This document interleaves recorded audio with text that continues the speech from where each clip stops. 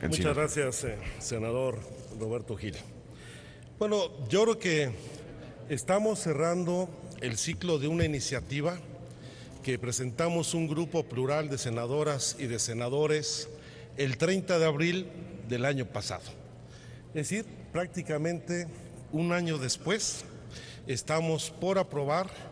la primera ley en la materia de protección de datos personales, una ley general de protección de datos personales en posesión de sujetos obligados, porque lo que teníamos hasta ahora era una ley federal de protección de datos personales en manos de particulares. Yo creo que es lo primero que tenemos que señalar, y que tratándose de una ley general busca establecer las normas y las bases mínimas a las que debe de sujetarse la legislación local, la cual podrá con toda libertad establecer las disposiciones que considere convenientes y establecer a través de sus órganos autónomos, cumplir más bien a través de sus órganos autónomos con la garantía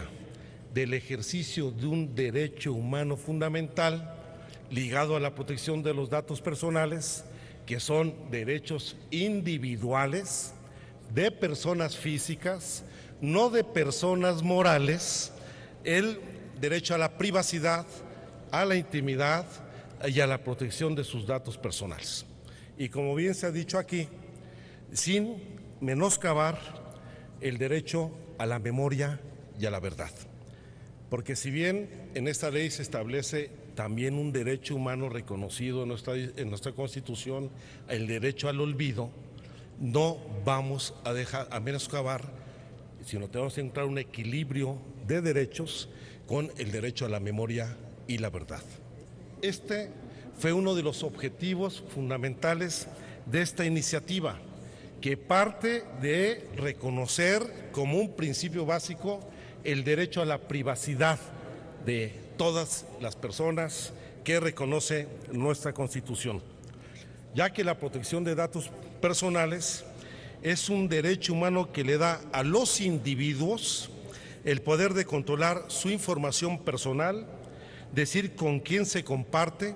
para qué se utiliza con terceros, así como establecer el derecho a que ésta se trate de manera adecuada para permitir el ejercicio de otros derechos y evitar daños a su titular, al dueño de su propia información. Y eso es lo que establece con precisión el artículo 16 constitucional, que reconoce la protección de los datos personales como una garantía individual, al señalar que toda persona tiene derecho a proteger sus datos personales, al acceso, rectificación y cancelación de los mismos, así como para manifestar su oposición en los términos que fije la ley. Es decir, estos son los derechos conocidos como derechos ARCO: acceso, rectificación, cancelación y oposición. En esta ley, en este dictamen, se recoge como parte fundamental del tratamiento de los datos personales que estos solo puedan ser utilizados con los fines que autorice el titular,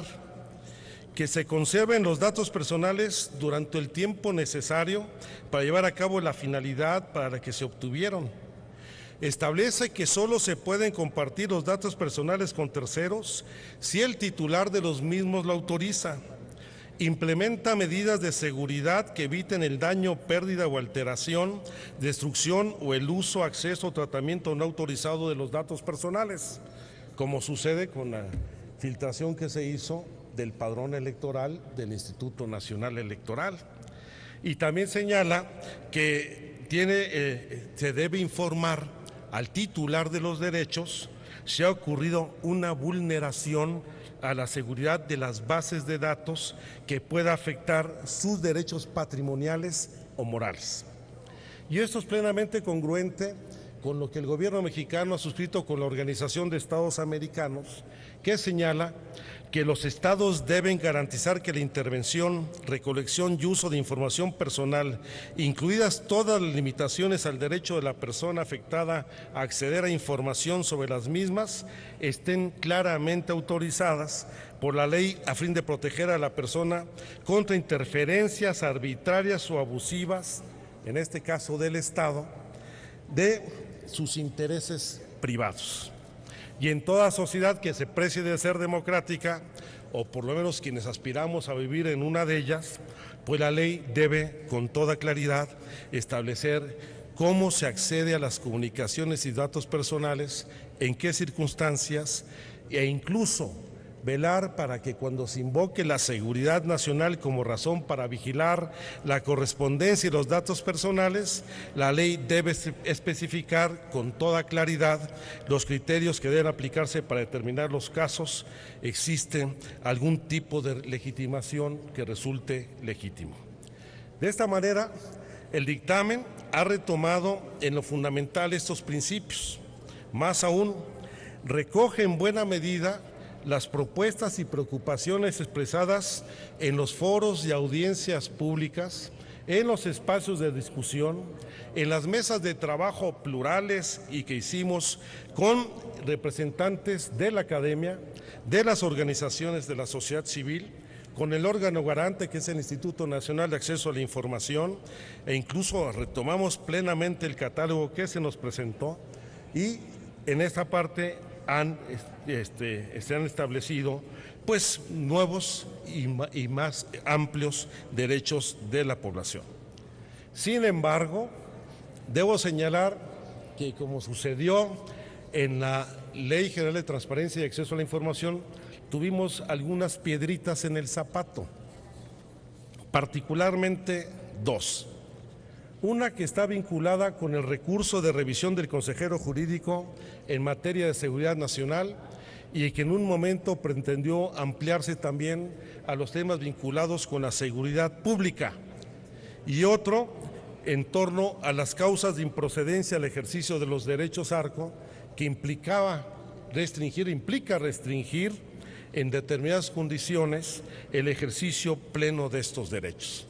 Afortunadamente, con la propuesta que han presentado los presidentes de las Comisiones Unidas, en donde se modifica el artículo 149, se retira, como venía del texto del dictamen,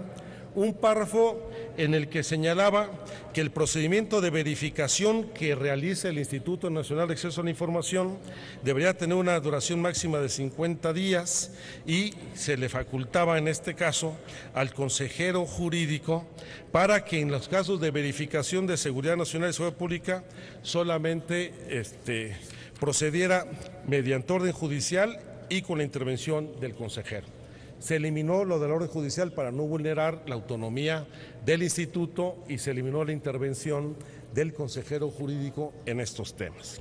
Pero nos quedó, sin lugar a dudas, un problema en el artículo 55 en su fracción 12ª, en donde, por la insistencia del Banco de México de nueva cuenta, más allá de los temas que ya quedaron establecidos en la Ley General de Acceso a la Información, se estableció que cuando los datos personales sean parte de la información que las entidades sujetas a la regulación y supervisión financiera del sujeto obligado hayan proporcionado en cumplimiento de requerimientos de dicha información sobre operaciones de organización y actividades. Yo creo que este es un asunto que todavía tendrá que debatirse. Seguramente el Instituto Nacional de Acceso a la Información podrá revisarlo y en su caso controvertir este tema en función del ejercicio pleno de las facultades que le otorga la ley. Esperemos, yo convoco al INAI a que haga una revisión exhaustiva de esta fracción 12ª del artículo 55, pero de hecho el conjunto del dictamen recoge en lo fundamental no solamente la iniciativa plural, sino un esfuerzo en donde participaron muchas organizaciones de la sociedad civil, académicos, y debo reconocer el trabajo que realizaron los equipos técnicos. un año de trabajo con muchos jaloneos, diferencias, los secretarios técnicos, todo el equipo técnico que merece todo nuestro reconocimiento, que fue un soporte fundamental para sacar adelante este resultado. Nosotros votaremos a favor, manteniendo por supuesto en la reserva en la fracción 12ª del artículo 55, porque no nos gusta limitar el ejercicio de ningún derecho y esperemos que lo revise con detalle el Instituto Nacional de Acceso a la Información y en su caso, si no se modifica en la discusión en lo particular, lo controvierta. Muchísimas gracias.